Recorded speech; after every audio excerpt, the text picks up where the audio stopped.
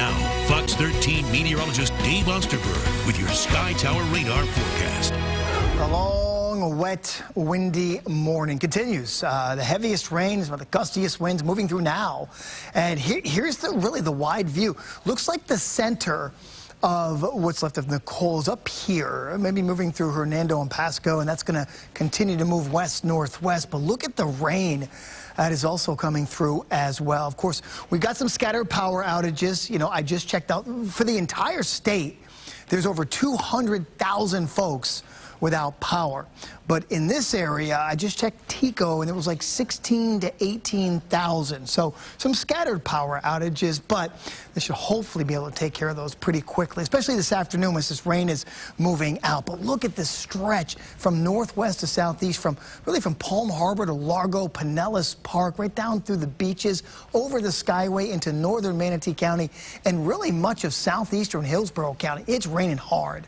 And embedded in some of this heavier rains, these reds you see here, are those gusty winds, are those, 50, 55 mile per hour wind gusts. We've had some gusts in the lower 60s over in Clearwater confirmed. So yeah, it's a decent event, folks. It really is.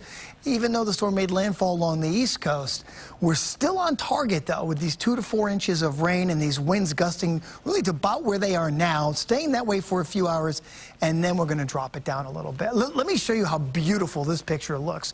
This is what we call a true color satellite. Use it at night, use it during the day with the visible picture, and there's the center.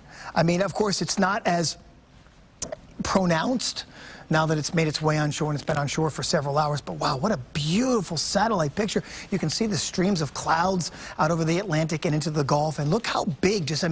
It's cloudy over in New Orleans all the way down to Miami from this one particular storm as it's moving toward the west-northwest. Here are your current wind gusts: 59 in Clearwater, 47 in St. Petersburg, 43 in Tampa. These are all tropical storm force wind gusts, which started at about 39 miles per hour. So we're going to continue as this storm just slowly works its way to the north and the west of us. We have a tornado watch out for the Jacksonville area, because people have been asking me, Dave, what about tornadoes with this?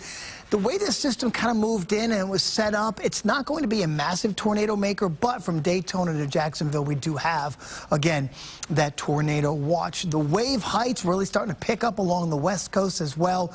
Notice some of the wave heights, 10 to 14 feet offshore.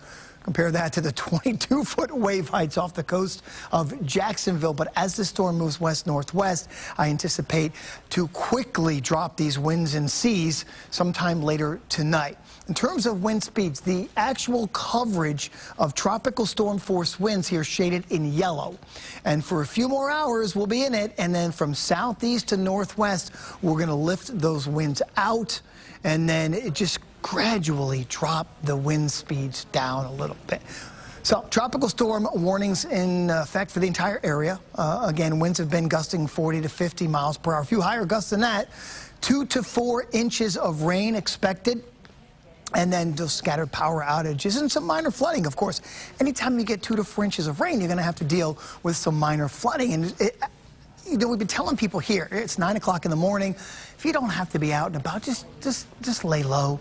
It's all going to work its way out over the next several hours, and you're just kind of putting yourself in danger by getting out there on the roads. But some people I know have to work. Here, I'm working. So 75 degrees today with those tropical storm force winds expected for a few more hours, and then they'll gradually from southeast to northwest start to wane down a little bit. Tonight, showers, windy, 71 degrees.